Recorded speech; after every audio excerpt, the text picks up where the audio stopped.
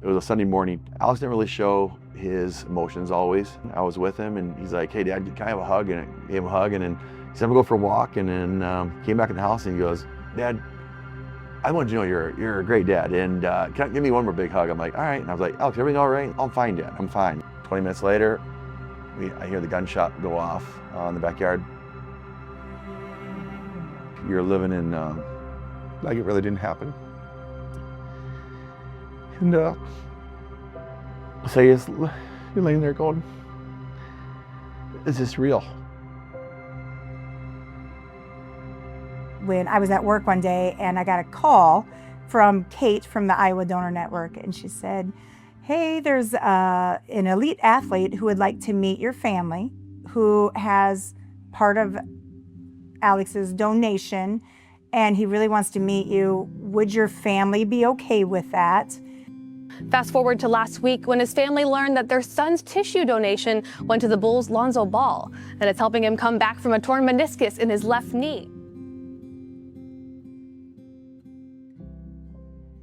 From the very get-go, Alex was very energetic, very adventurous. Jump, run, climb on anything he could. He was very, very active. He liked to do everything fast. Like whether it was tubing behind the boat, faster, faster, and everyone else in the tube would be saying slower. Downhill skiing, he just wanted to go straight down the hill from the time he was little all the way until the last time he skied was super adventurous and didn't have fear of any of that. If somebody needs something, it's Johnny on the spot. Alex would give shirt off his back, and you always hear that, but there's a guy that actually would do that. Just a heart of gold. Even he said towards the end of his life that if he could just make somebody laugh, he thought he would make their day better, and he just loved to make other people happy, I should say, by joking around and messing around and having fun. He wasn't afraid to take on challenges. Alex worked hard. He was type 1 diabetic from the time he was 3 years old, learned to live with it and not let it hold back. At his wake, one of the Morningside football players talked. He said that I was from Oklahoma, I didn't know anybody here, and Alex was the first one to greet me, the first one to welcome me in. And a couple months ago, the guy came up to me that took a job at the hospital. I ran into him. He's like, Alex Reinhart, wait a minute. He gave me a spare tire. I'm like, what? Like, what do you mean he gave a spare tire? He's one of those guys that I don't care what it was. If you needed it, he was there. You look back, oh, wait a minute, we didn't catch that, we didn't catch that and stuff. But, you know, it's just one of those things that you don't know. You don't never think it's going to happen. We just didn't realize the depth of how much he was struggling.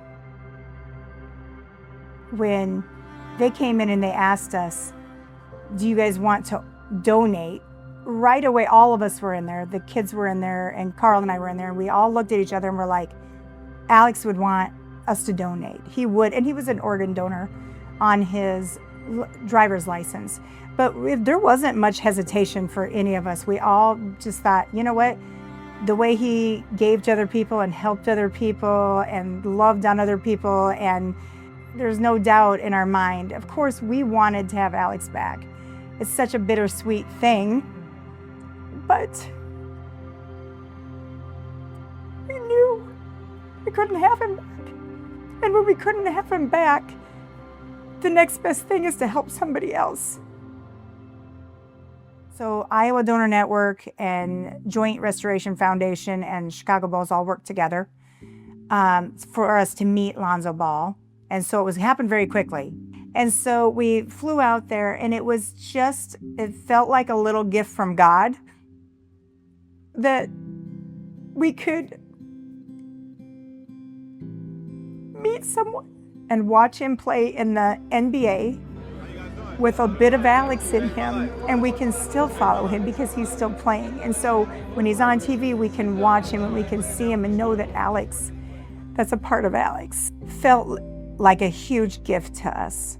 He said, I can actually have a real life with my daughter now. I get down on the floor and play with her. And I was like, more than anything else, they were just like, wow, that's awesome to hear.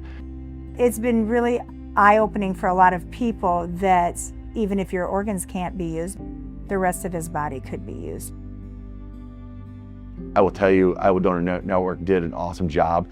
Literally, even as us in the medical field, walking through that, and if somebody can see this story and say, wow, there's more to it than just saying, hey, we're going to donate. It's allowing someone to have a restoration of their life. And I do think it gives you closure. I 100% believe that. It's healing to know that your loved one is helping other people. Alex was a giving guy, and he's still here giving. He's been able to help so many people significantly change their lives for the better. And knowing Alex, that's exactly what he would want. As a parent, our big thing is what's the legacy you leave with your kids? Love each other, treat each other with respect, and make sure you always help reaching out. And that's Alex. I mean, his legacy, yes, he's gone, but not forgotten, but his legacy is, help each other. Help a guy that needs help. Reach into the guy that just maybe not asking for help. And to me, that's the legacy of Alex that's going to continue to live on. It's just loving guy.